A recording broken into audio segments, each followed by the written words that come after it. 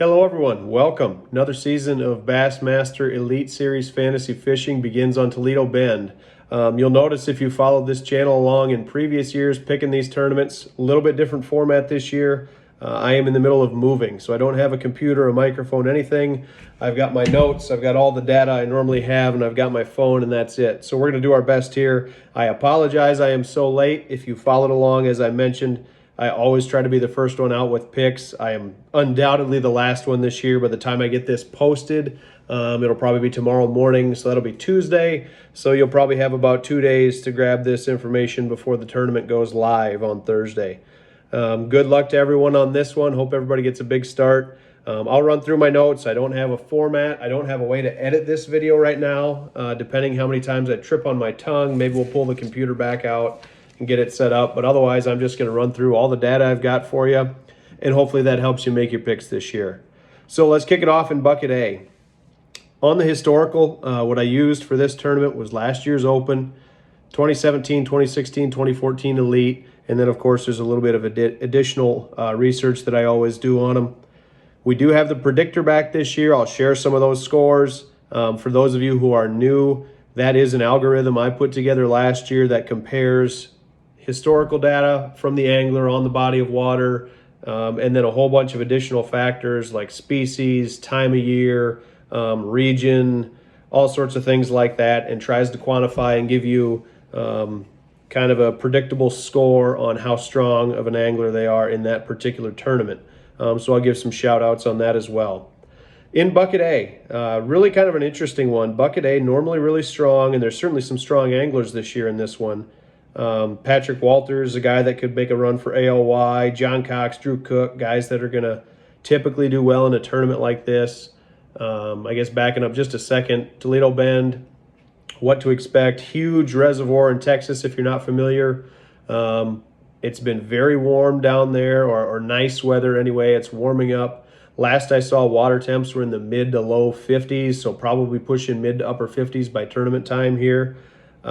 Which is going to have some fish moving to spawn. You're probably going to have fish moving shallow. That's going to play. And then obviously the hot button topic all last season and all off season, forward-facing sonar is going to play big in this one. It was huge in the MLF event here a couple weeks ago, whatever that was. I think it'll be less just because there will be so many fish looking to move up shallow and spawn, but it's still obviously going to play. So into bucket A. Those guys I mentioned, strong options. Joey Cifuentes in this one.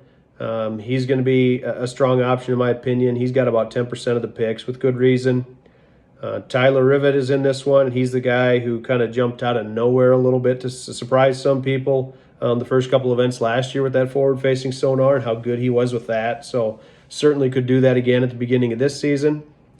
For me, I came down to really three guys.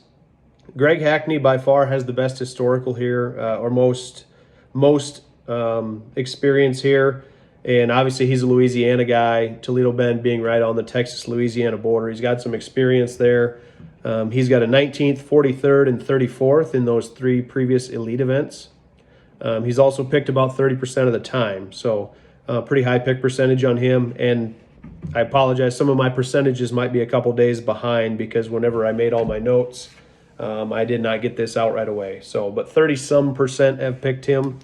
And then for me, I kind of went another way with this one. This bucket for me was going to be Drew Benton or Jordan Lee. Jordan Lee really needs no introduction back to the Elite Series. He's technically a rookie, but obviously one of the better anglers in the world right now, arguably. He's got about 15% of the picks as of this. He does have some history here in those old elite events before he went to the other side, and he only averaged about a 41st place. But if there was a guy that I was going to expect to do much better than his history suggests, it would be Jordan Lee. Like I said, he's the, the Taylor Swift of bass fishing. That's going to lose me some subscribers. But my pick for this one, I'm going Drew Benton, which is kind of an off-the-wall pick. He's only got about 1.4%. He's finished top 30 in the last two elite events here. Good shallow water angler, good guy early in the season. And so I'm kind of going to take a dark horse, a little bit of a swing in this first event. could help, could be a big shot for me, could be a home run, or it could really be kind of a dud. We'll see, I guess. Of all the guys to take a shot on, though, I expect Drew Benton to at least do well, even if he doesn't push for that top 10. On the predictor side in A, Greg Hackney does lead by a wide margin. His predictor score for this one, 60.2. One of the strongest ones in the whole field, way out ahead of pretty much everybody else in this tournament. So the predictor really thinks that he's the strongest option in this one. And then actually Drew Benton is the second pick on the predictor side with a 45.2. So predictor agrees with me a little bit on that one. Down into bucket B. This actually, to me, is by far the strongest bucket in this one. There's like half a dozen or 10 guys you could pick here, and I wouldn't blame you for any of them. Just looking at top 10s in those historical tournaments here, Porosnik had a win in 2014. Polinick was 5th in 2017. Obviously, Ben Milliken was first here at the Open last year. He's the guy everybody's picking with this in this one, with good reason. Jason Christie was second here in 17, and Hank Cherry was 6th here in 2016. So all those top 10s in this group, for reference of the tournaments I looked at for historical, there was not a single top 10 in bucket A. So bucket B really looking strong in this one. Another guy here that I just kind of glossed over, Lee Livesey.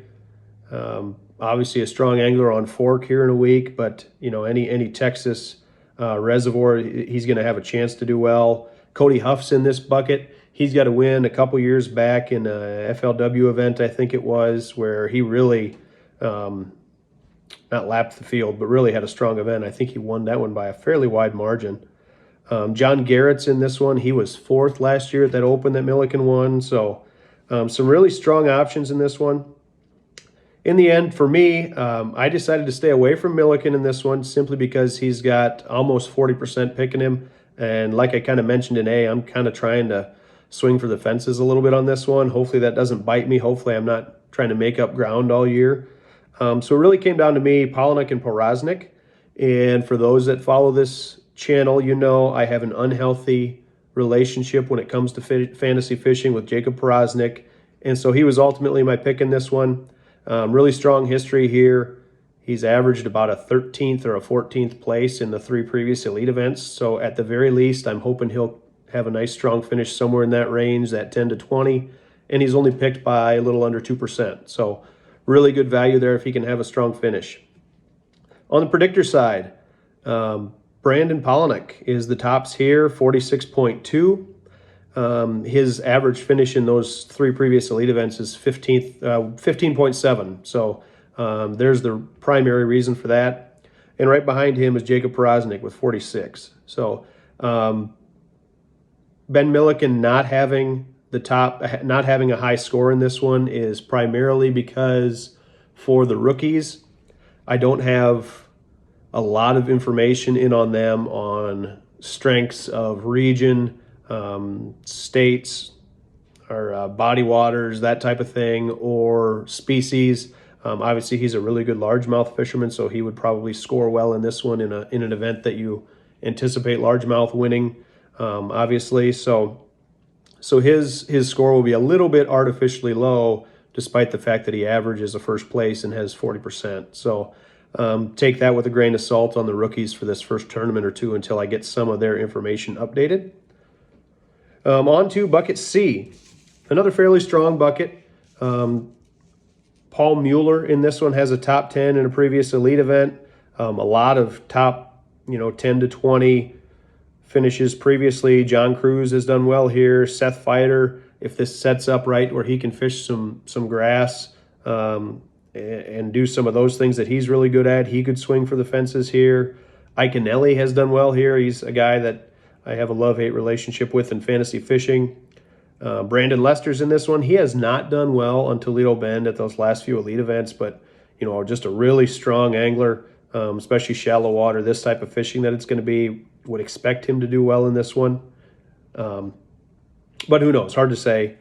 Like I mentioned, Paul Mueller's had top 10 here. Gerald Swindle has had some really strong finishes here. 20th, 34th, and then 44th way back. But he's got a pretty good overall resume for a bucket C guy. Brian News in this one, I glanced right over him. So another strong bucket. Ultimately, in continuing my theme of swinging for the fences, I'm going Trey McKinney here. He was second at that Open last year with Milliken. He's got under 10% picking him.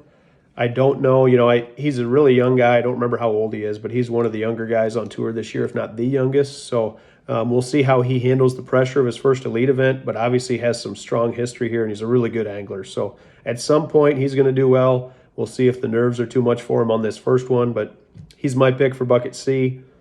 On the predictor side, this one is a dead heat tie for first place. Gerald Swindle and Seth Feider, 35.6. So some of the lower scores we've seen thus far on the predictor side. But both of those guys, based primarily off their history, and both are picked a fair amount. Feider's got about 11% and Swindle about 20. So that's where that some of that's coming from.